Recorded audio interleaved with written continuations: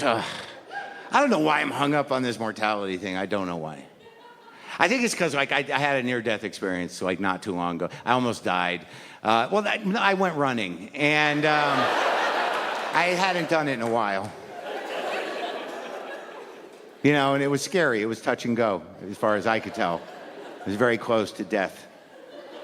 Like, I don't know what you do, but like I don't exercise that much. I may look like I'm in shape, but I'm not really.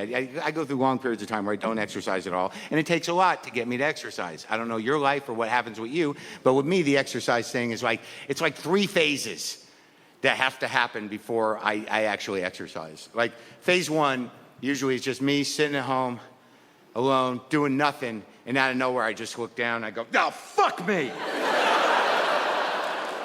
God damn, what the fuck is wrong with me? God damn it, why can't I just exercise? It's bullshit. Like, I gotta get back in shape. I gotta get back in shape. Then some part of your brain is like, what do you mean back? Like, somewhere in my mind, I think that, like, there was a period in time where I was hitting the gym like 3-4 times a week. I was running, hitting weights. I was a little ripped. But in reality, I don't think that time ever happened. I don't think it ever existed. I think it's a mythology I've created for myself to judge myself against when I want to, hate myself because I have a little bit of time on my hands. So that doesn't always get me out. And then there's the next phase, which is you wake up and you're like, the only way I'm going to do it is if I get some new shoes. I got to get new shoes. Those shoes don't even work anymore. I got to get new shoes. You got to get the magic shoes. There's no magic shoes. There's no shoes that wake you up because they put themselves on your feet and started the process. Hey, what's going on? Wait, pants. We need pants. So you get the shoes, you put them in the closet, and you see them when you get your other shoes. And they're sort of like, are we doing it? And you're like, shut the fuck up. We'll do it when I want to do it. That's how I talk to my sneakers. I don't know who you are, your life is. But the way it has to happen, the way it happens to exercise really is like you have to be seized by the need to do it in a moment. Like the spirit has to move you. Just sort of like, I gotta go, I gotta do it now. And you do have to do it right then because that's your portal. That's your window back into doing it. You gotta do it when that hits you. And it hit me. It was 2:30 in the afternoon and it was 102 degrees outside. Now I hadn't run in like 2 years. I didn't let that stop me. I'm like, I can do it. I can do it. I can run. So I put on my magic shoes and I grabbed my driver's license for easy tagging. I don't know about you, but I always take the driver's license. I got my iPhone. I'll get outside. I'm like, oh shit, I better get the license if I go down. Because they're not going to crack an iPhone for a terrorist cell. They're not going to do it for a mid-level celebrity dead on a hill. Better take the driver's license. So I'm out there running the hills. I'm doing hills. I haven't been out there. I don't even notice how hot it is because it's so hot. Like sweat's not even building up. And I get about 10 minutes in, all of a sudden, like my hands go numb, and I'm like, what's happening? And then all of a sudden, I can't feel my arms, and I'm like, this isn't good. And then my heart starts going, and I'm like, holy shit! I had to take a knee. Outdoors, and appeal to a God that I don't have. And say, this doesn't happen here. This doesn't happen outside. It's an indoor thing and it's quick. Not outside. In a bathtub, in my sleep, something like that. Not out here. And I was sitting there, I was like, how many men's last words are, I got this? You know what I mean? What was I doing out there? Dumb pride, And then I got up, like I had this fear, like that I would be found just laying there outdoors, like some hipster couple with their dumb dog. Would just find me laying there and they'd be like, he did not have it today. Oh, look, it's like the first day out for those shoes, though. Look at those shoes. Come on, buddy, just stay away from them. It's not polite. Didn't happen, and I tell you what, I got up and I walked it off. That's how stubborn I am. I'm like, I got up and I still did. I didn't run, but I did the entire route, and then I called the doctor. And Next day I called the doctor because I'm 53 and I should call the doctor when that happens. And they set me up with the cardiologist. So I go to the cardiologist. You know, when you go to the doctor, you kind of want something to be wrong with you. Like not a major thing, but enough to not make you a fucking lunatic. So I go to the cardiologist.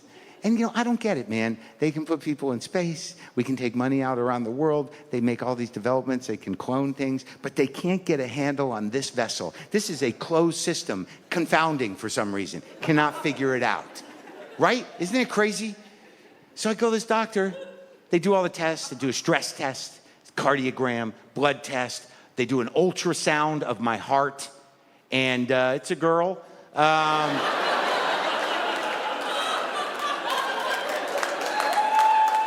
You know, sometimes you don't want to know, but, you know, I kind of knew. I think a lot of you knew. So you do all these fucking tests, and then the doctor comes out and he's like, yeah, you're great. You're in perfect shape. No problems. Perfectly fit. Everything, all the tests are good. And I'm like, what? What does that mean? It's like, you're healthy. And I'm like, well, what happened out there on the hill? When my hands went numb, my arm went numb, and my heart was skipping. What was that about? And a doctor, a real doctor, looked at me and said, who knows?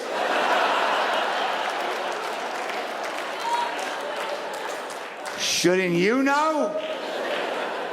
Look, we'll see if it happens again. Let me know. No, I'm going to call you before I go running, and you can come to my house and follow me in your car. How would that be?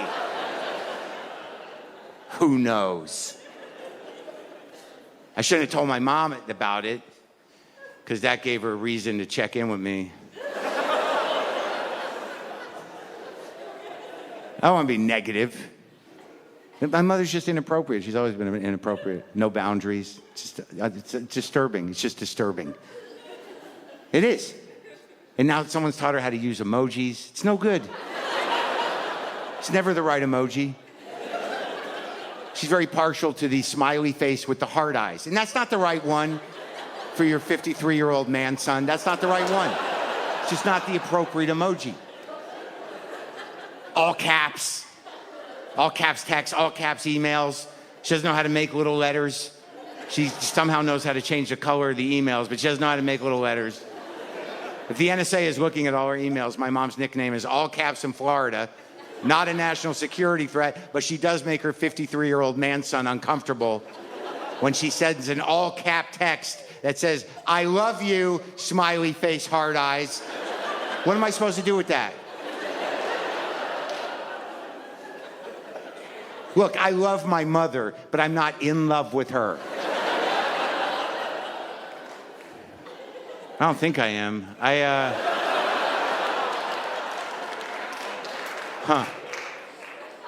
Inappropriate, though. Like one time she sent me a manila envelope, in the regular mail. No phone call, no heads up. I didn't know what it was, but I knew it was from her because it had her needy scrawl on it. So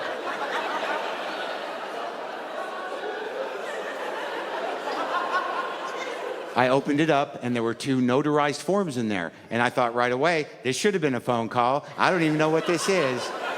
But this looks like a phone call, or maybe a heads up. I'm sending some notarized forms to you. This was breakfast I was eating. And they were 2 documents. One was her desire to be cremated and have her ashes spread somewhere over the Southwest, which I thought was good. It was broad, and it gave me a lot of options. Like, theoretically, I could drive 10 minutes into Arizona and just be like, adios, mama, you know.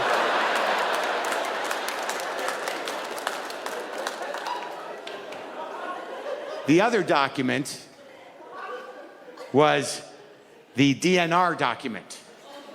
Look, people have to do this. It's important to do this, but I could have used a phone call. So this is the Do Not Resuscitate document. Now, I didn't know that there's a list of people in order of preference who can do the unplugging. I didn't know that. I'm not pissed off, but I'm not number 1.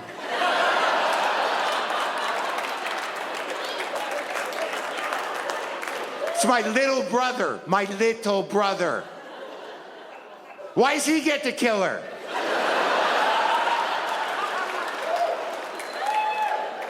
That's why she didn't call me. How's she gonna explain that to me? Her firstborn, who she's in love with. She did not trust me with that very delicate responsibility.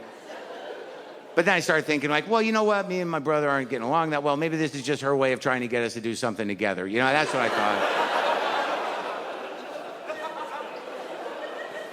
But what did she think? Did she think I was going to jump the gun or something? What did she think was going to happen?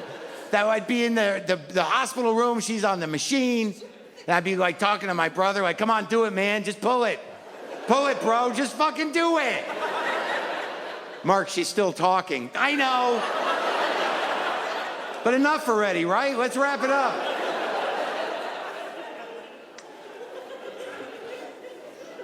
My mother does not love that joke.